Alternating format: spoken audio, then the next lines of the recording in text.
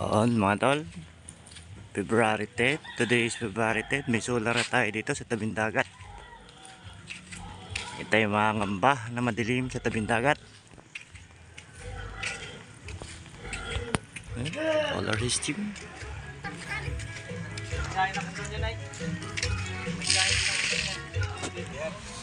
Gandun yun sa dulo. Meron na tayong solar system sa tabing dagat. Gandun sa dulo ang solar system natin sa tabing dagat. Ito yung mga ngamba na madilim dito mga tol sa tabing dagat. Andun o, bawat kanto.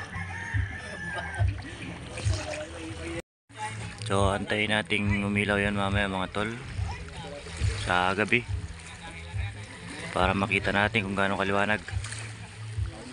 Meanwhile, ito na mga tol yung solar system natin, umilaw na ng gabi.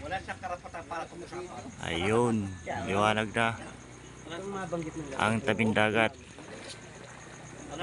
Masarap na tumambay rito. Laking bagay dito, may ilaw na.